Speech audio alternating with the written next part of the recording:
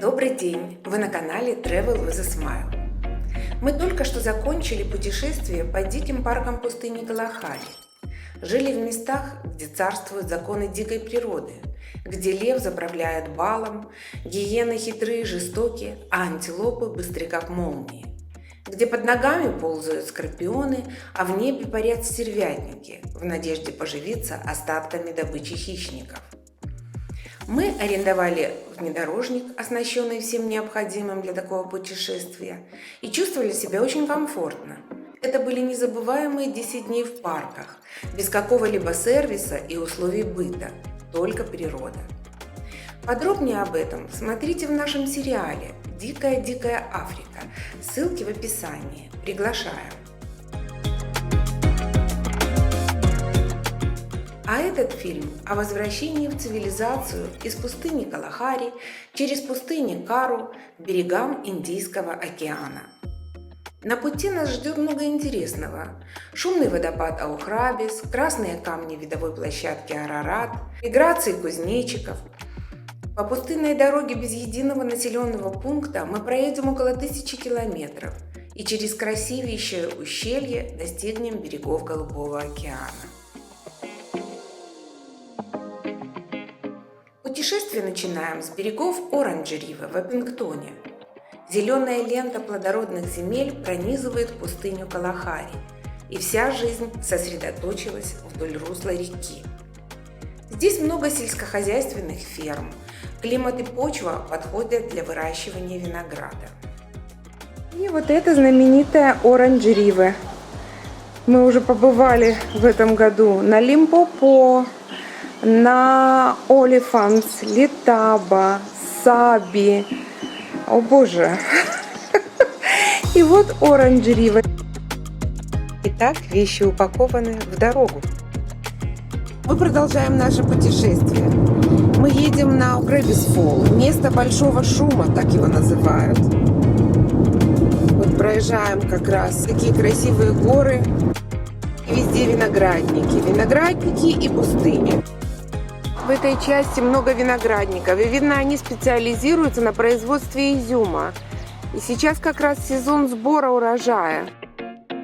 И мы видим много разных сушилок. Виноград сушится на земле, на вот таких деревянных подставках.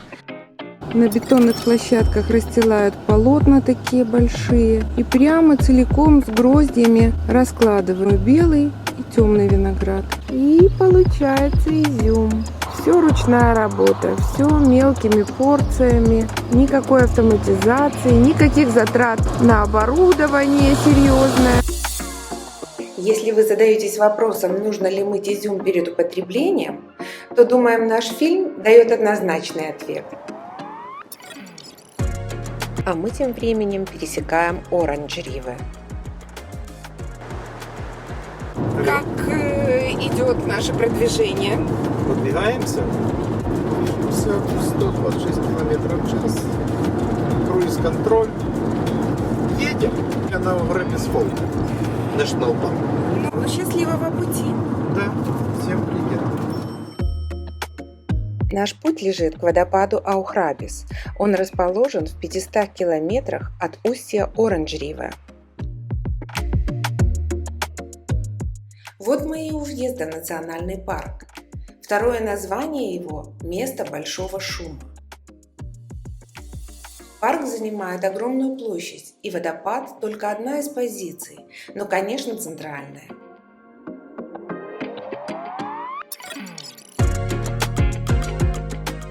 На территории много пешеходных и автомобильных маршрутов с интересными локациями. Если вы планируете посещение Южной Африки и хотите увидеть что-то помимо известного списка для туристов, то мы очень рекомендуем заехать сюда на пару дней. В парке есть инфраструктура, можно остановиться в кемпинге или в лодже, а главное – затеряться вдали от цивилизации и перезагрузиться.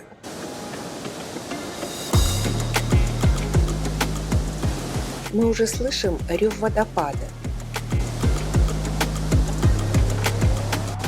Полюбоваться бурным потоком можно с разных уровней. Начнем знакомство с верхней площадки, где мощный поток Оранж-Ривы врывается в узкий проход между скалами и начинает падение со скалистых берегов.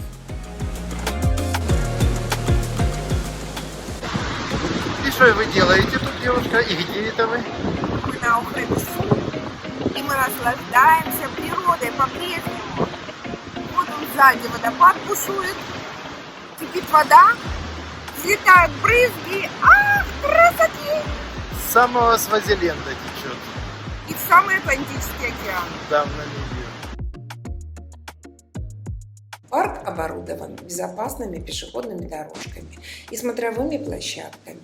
Можно даже постоять над бурным потоком, как бы зависнув над водяной стихией.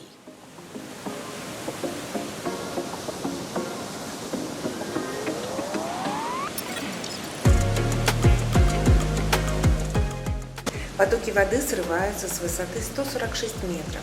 Сквозь скалистые ущелья длиной 18 километров устремляются к океану. Мы были здесь уже пару раз, но это место не перестает нас манить. Время года и количество осадков определяют полноводность реки и водопада. В его истории были и трагичные события. Идем между точками, видовыми площадками. Парк прекрасно оборудован, хорошие переходные такие мостики, платформы. Вот сейчас вспоминаем Крым, цикады шумят, запахи.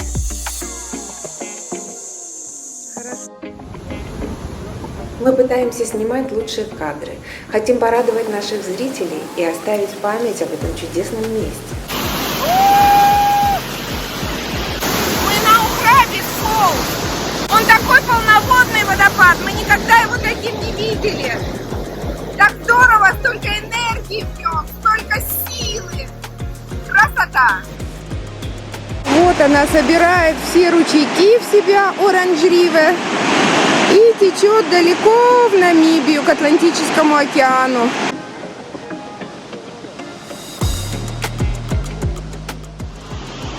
Приезжайте, тут красиво, не бойтесь.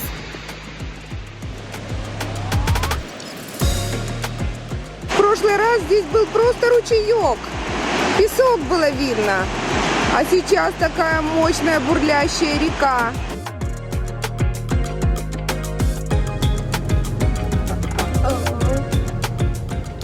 Не утонуть бы, главное. Как тебя впечатлил водопад? Впечатлил нормально. Правда? Да, ну я так понимаю, бывает и больше. Бывает, но это но самый всё равно. большой из того, что мы видели. Да, просто не зря заехали. Конечно. Водные преграды. А тут крокодилы есть, Да, обезьяны, а бегемоты. крокодилы, обезьяны. А не прокатиться ли нам на Арарат? Арарат нам нравится. Вот, и мы туда сейчас и катимся в буквальном смысле. Поворачиваем на Арарат. Да. Видовая позиция Арарат. Очень красивое место. Здесь открывается вид на Оранж-Риве уже после водопада. Она немного сбрасывает скорость, проходя несколько поворотов и порогов. Мы любуемся скалами ущелья и разнообразной формой красных камней. Ветер и время здесь хорошо постарались и создали необычной формы художественные экспонаты. И тут можно уникальные формы найти.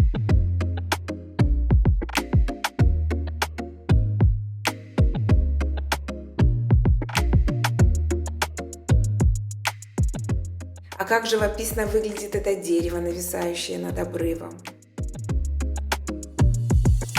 Посмотрим на реку. Ну вот она, Оранж-Риве.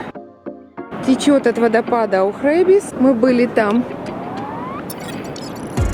Делает здесь поворот, один, второй, и течет дальше в океан.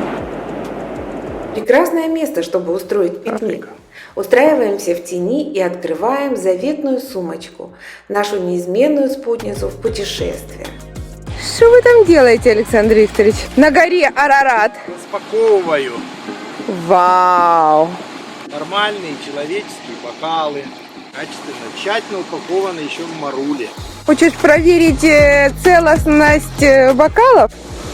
Целостность бокалов хочу проверить и температуру, подобающая или нет, вина.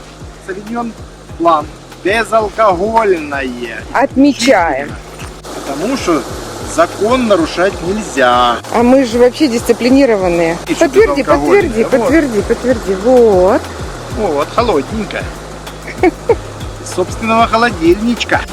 И если я вот так вот наделаю, Боже, как же это будет приятно. держите. А цвет какой, а цвет. Сейчас еще и не... А игра красок и теней. О, и еще неоднократно выйдет зайчик погулять. Да. Ну, мы даем с тобой, слушай. Спасибо, мир! Спасибо за такую красоту! Ага! Пора прощаться с парком, хотя здесь еще столько интересного, но оставим на следующий раз.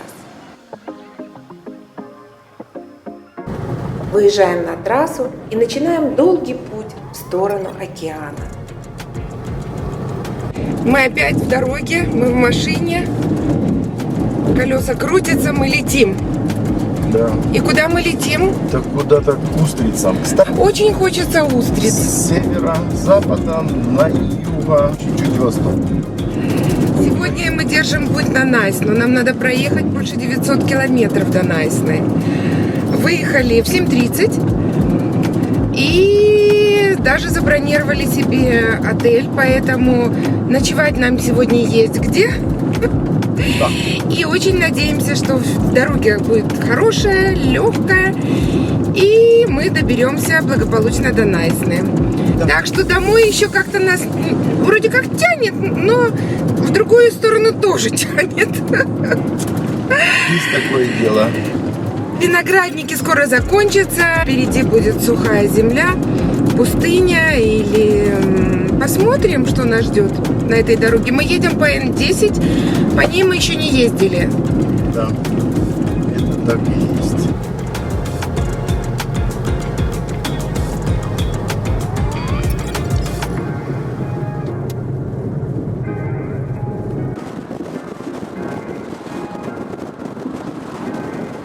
Мы едем уже почти 2 часа.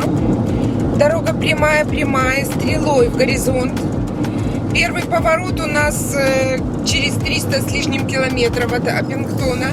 Приятно ехать по таким дорогам. Ограничение скорости 100-120. Прекрасно. Уже за окном пустыня, реальная пустыня. Встречаются красные дюны. Очень какие-то маленькие такие населенные пункты. Непонятно, как люди здесь живут и что они здесь делают.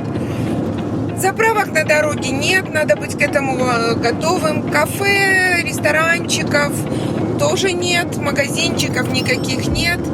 Просто природный ландшафт. И все. Также мы продолжаем наше движение. 9:09 на часах. Из пустыни в океан. И мы едем из пустыни в океан. Найсна впереди. Еще не скоро, но впереди. Грибы белые, да? Как шубы сушатся, как будто.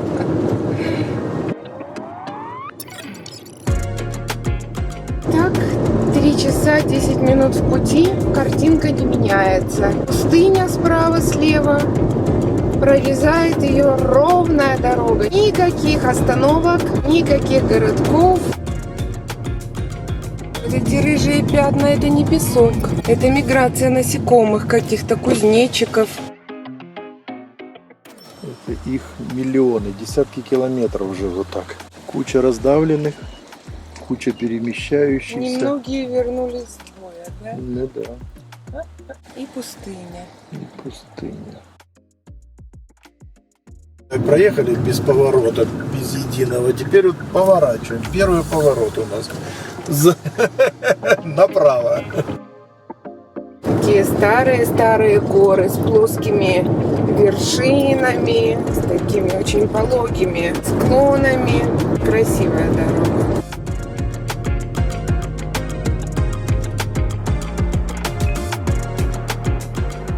Так, 4,5 часа дороги. Постепенно мы переехали из пустыни Калахари в пустыню Кару. Небо красивое с облаками, впереди горы и очень такие пустынные ландшафты. Первая заправка, можно сказать, за 570 километров. Какая сухая пустыня. Сухо-сухо. Даже не верится, что здесь когда-нибудь бывает дождь. А Калахари какая была зеленая, цветущая. На удивление. Да, на удивление, нам повезло.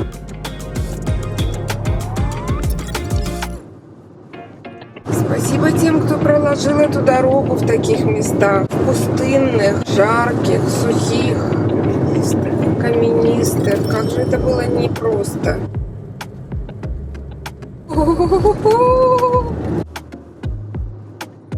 Какие горы! Ничего себе срезы!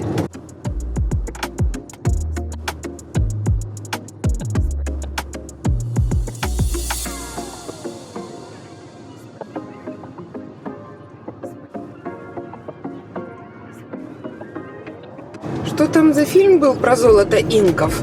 Как-то мне вспоминается. Золото Маккены. Золото Маккены.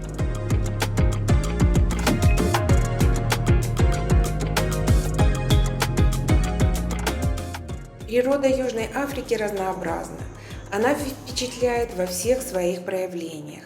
Пейзажи, горы, животные, яркие закаты, ночное небо, пение птиц и рычание львов. Все поражает до глубины души и остается в памяти навсегда.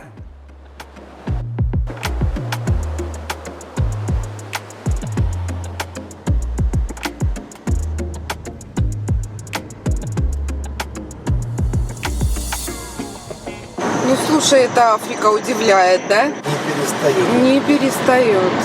Столько красот уже в ней. Ох, и порадовало нас ущелье. Необыкновенная красота. Оутсхорн. Были мы здесь когда-то, давно.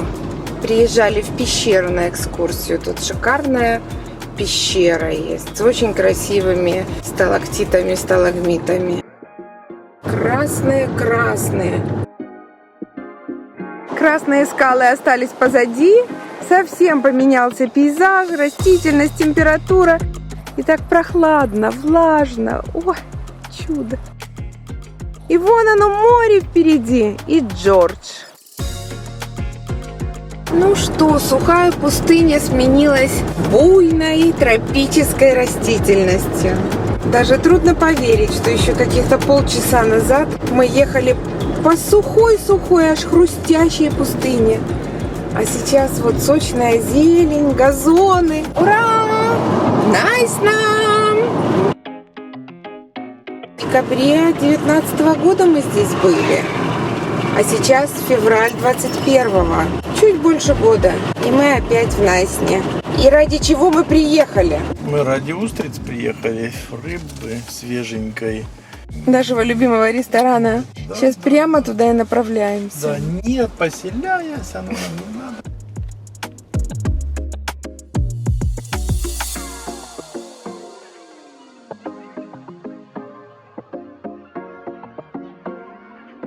Вот этот ресторанчик незатейливый, который мы помним, любим, знаем, и мы сюда стремились. Ты доволен? Сейчас посмотрим по результатам. Легкие закусочки. Креми маслс. Устриц, к сожалению, не оказалось. Ай. Ну что у нас? Мозамбикские креветки. Вот такие вот. Найсно. Какая же красота. И ничего общего с пустыней. Ничего общего с дикими зверями. Цивилизация, влажный воздух, тропическая зелень, белые простыни.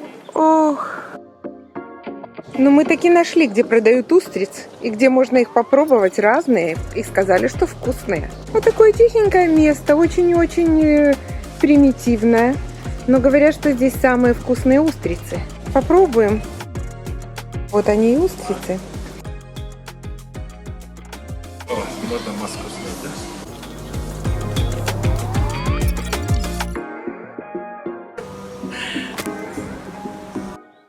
Наше путешествие «Дикая-дикая Африка» заканчивается. Мы прощаемся с вами. Если вам понравился наш фильм, подпишитесь. Будем рады вашим вопросам и комментариям. А если вы только готовитесь в путешествие по Южной Африке, то будем рады поделиться своим опытом и помочь разработать маршрут. Как всегда, желаем мира и добра. И до новых встреч на дорогах!